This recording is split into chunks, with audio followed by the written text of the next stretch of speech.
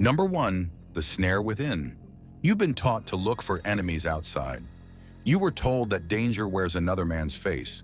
But Carl Jung knew the truth. The real trap is not out there. It's inside you. Your soul builds illusions and sells them as truth. It gives you comfort in weakness and calls it virtue. It convinces you that fear is morality and hesitation is wisdom. The mind whispers safety while it buries your hunger. That's how the trap begins. You become a prisoner of your own self-image. Polite, controlled, predictable. The more you suppress your darker instincts, the stronger they grow beneath the surface. Jung called it the shadow, the side of you that refuses to die. And Machiavelli would have laughed at your restraint. He knew that morality without power is suicide. The weak cling to peace because they've already surrendered. But those who see the shadow, those who stand face to face with it, become dangerous. Not because they're evil, but because they're whole. Inside the trap of the soul, your mind feeds on illusions of control. It rewards obedience with emptiness and calls it balance. But beneath that stillness, your chaos waits. It watches every compromise, every moment you silence your will, every lie you tell yourself to keep others comfortable, and one day it breaks free. When that happens, you either become a monster or you master one. The first step is to admit you are both the prisoner and the warden of your own psyche. There is no escape, only understanding, domination, and control. This is where power begins, when you stop chasing light and start mastering your darkness. Number 2, the machinery of control. You think you make your own choices. You don't. The psyche makes them for you long before reason catches up. Carl Jung understood that the mind is an empire, ruled not by reason, but by unseen forces pulling the strings. Fear, desire, guilt, approval. These are the hidden governors of your behavior. They tell you what to chase and what to avoid. They build your identity and then enslave you to it. Machiavelli would call it the perfect kingdom, a mind that governs itself through invisible chains. The rulers are your impulses, the ministers are your excuses, the guards are your emotions. You're not free, you're managed. And the worst part, you defend your prison because it feels familiar. People don't fear pain as much as they fear change. They worship routine even when it kills them. Jung's dark insight was simple. The psyche protects its illusions at all costs. It will make you suffer rather than let you evolve. Because evolution demands death, the death of who you think you are. That's why most people stay trapped in mediocrity. They confuse identity with integrity. They mistake comfort for peace. They don't realize that the soul feeds on conflict. It needs struggle to stay alive. But once you see the machinery, you can choose to seize the controls. Coldly, ruthlessly. You begin to think strategically about your emotions. You don't suppress them. You weaponize them. You turn fear into awareness, anger into direction, pain into discipline. That's how you escape the invisible monarchy of your psyche. Not by rebellion, but by quiet domination. To master yourself, you must learn to rule your inner state like a tyrant with absolute command. Control the machinery, and the world will bend before you. Number 3, the shadow's bargain. There comes a moment when your reflection stops lying to you. When you stare into your own eyes long enough, the masks begin to crack. That's when the shadow speaks. Carl Jung said it's the part of you that carries everything you've denied. Rage, lust, ambition, cruelty, hunger, power. You buried it because society told you to be good. But repression doesn't erase, it incubates. The shadow becomes sharper, colder, more cunning. It waits until you're weak, then whispers, deals in your ear. Serve me, it says, and I'll make you powerful. That's the bargain. You can't destroy your shadow, but you can negotiate with it.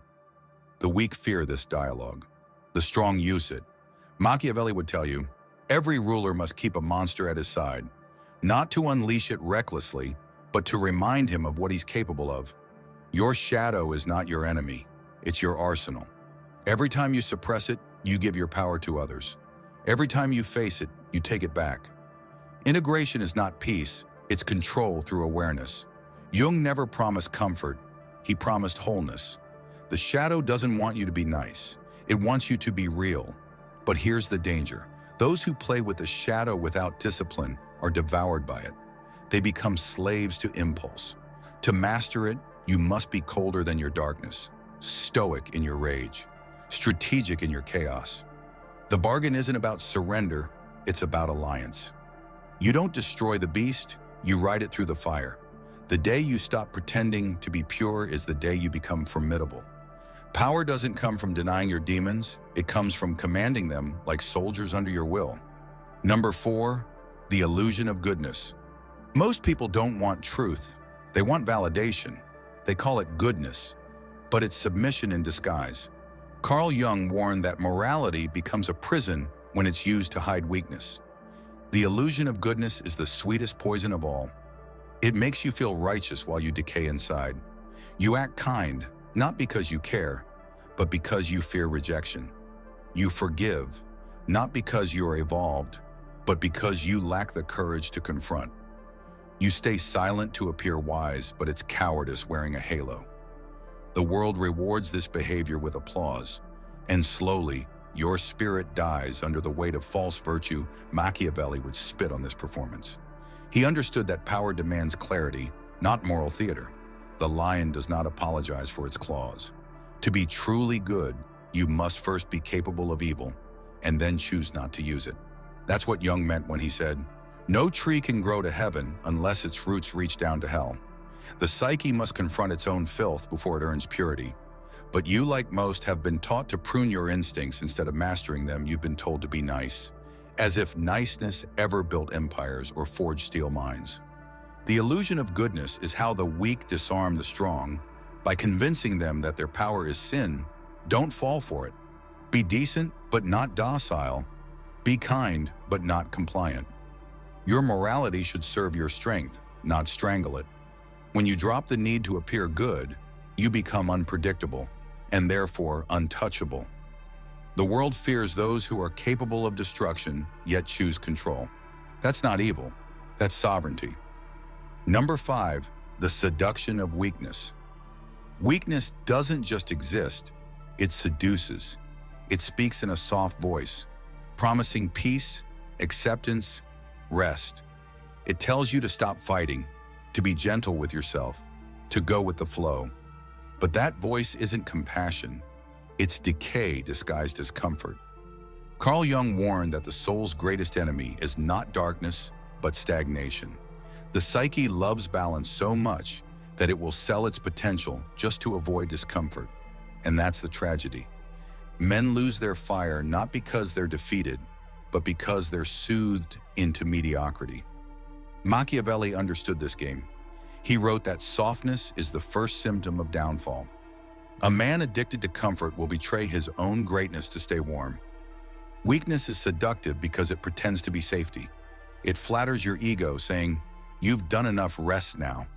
But the truth is, the moment you stop challenging yourself, your mind begins to rot. The world doesn't crush you instantly. It erodes you silently. Day by day, the fire fades. You start negotiating with fear. You tell yourself stories to justify surrender. And soon you become a shadow of the man you could have been. Jung's dark insight, the unconscious feeds on your neglect. Every time you choose weakness, it grows bolder. It starts dictating your thoughts, controlling your emotions, steering your fate. But there's a cure, ruthless self-honesty. Admit where you've gone soft, where you've traded pain for passivity. Then sharpen yourself again, deliberately, like a blade returning to the forge. Power isn't inherited, it's maintained through constant tension. The seduction of weakness dies only when you love struggle more than comfort. The day you stop craving ease is the day you start commanding your destiny. Number 6, the mirror of power. Power doesn't reveal who you are. It exposes who you've been pretending not to be. Look into the mirror long enough and you'll see it. The predator behind your politeness, the strategist behind your smiles, the cold observer watching your emotions like pieces on a board. Carl Jung said the psyche mirrors itself through others, reflecting your denied nature in the faces you hate and the people you envy. Every irritation is a confession. Every judgment, a projection of your own shadow. The mirror shows the truth, that the traits you despise in others are the ones you've repressed in yourself. And here lies the opportunity. Machiavelli would tell you, study your enemies, for they reveal your potential. The people who intimidate you show you what you could become if you stopped apologizing. The ones who manipulate you teach you where your boundaries are weak. The mirror of power is ruthless. It spares no ego. It demands you dissect your envy and turn it into blueprint. You learn to admire what threatens you. You start adopting qualities you once condemned. You stop flinching at your own capacity for dominance. Because real mastery isn't about appearing humble, it's about being unshakable beneath humility. When you can look at your darkness without denial, no insult can wound you, no loss can paralyze you. You've already met your worst self and made peace with him. Power isn't arrogance, it's self-recognition. The man who accepts his total nature can never be controlled because he owes nothing to illusion. That's why the mirror is feared. It shows what comfort hides, that you were never meant to be harmless. You were meant to be in command. Number 7, the war of masks. Every society runs on masks, manners, titles, smiles, all disguises hiding raw intent. Carl Jung called this the persona, the false face you wear to survive among others. You build it to be accepted, but eventually it owns you. You start confusing approval with identity. You start acting instead of living, and soon you forget what your real face even looks like. Machiavelli would have called this theater essential, because deception is the currency of power. But he would also warn, the actor who forgets he's acting becomes the fool. The world isn't honest, it's strategic. Everyone's pretending, but the wise pretend consciously. They wear masks like armor, not like shackles. The weak wear theirs to please others. The strong wear theirs to manipulate perception. You don't show emotion, you deploy it. You don't express truth, you shape it to serve you.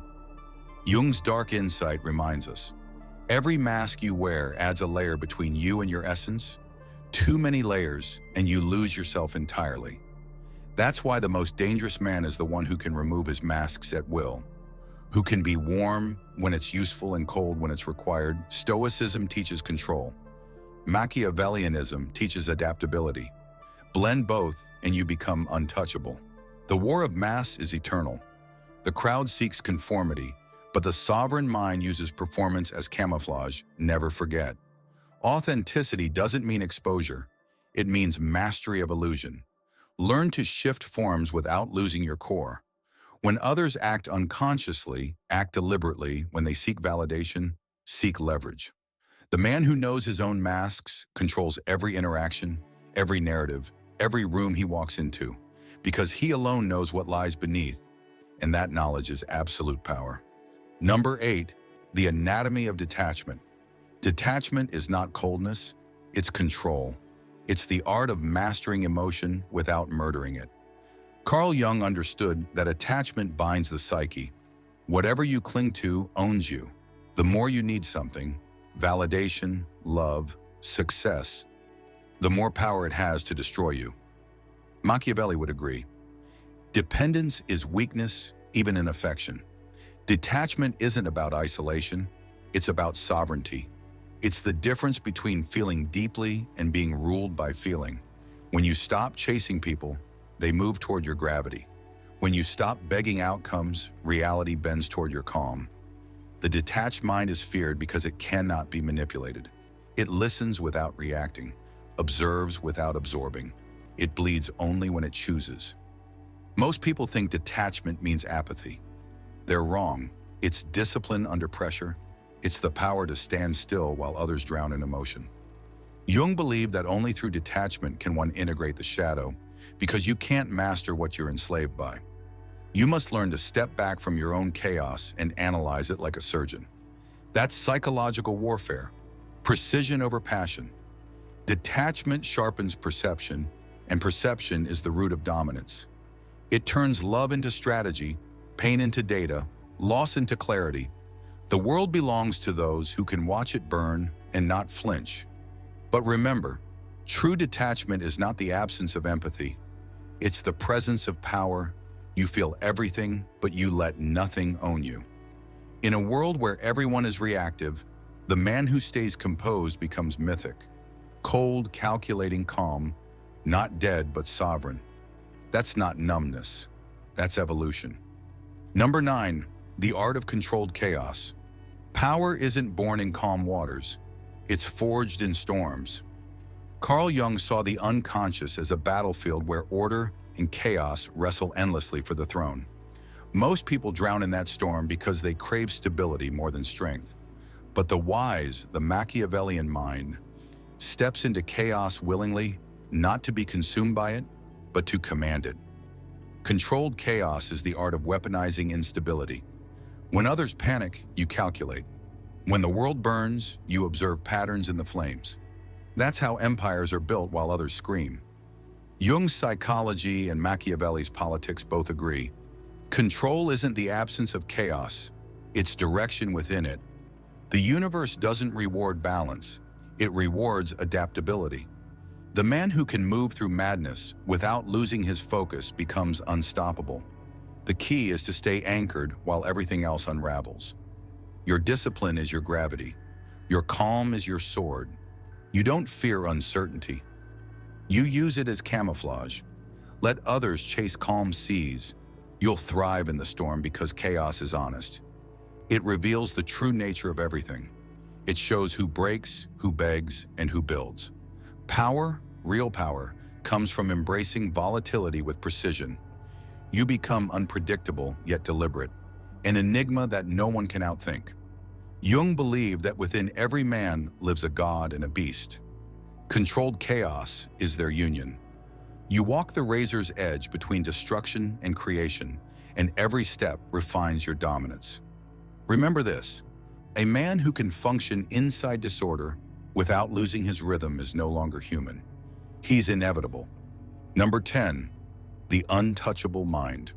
There comes a point where you stop reacting and start reigning, where life's noise fades and your inner voice speaks with absolute authority.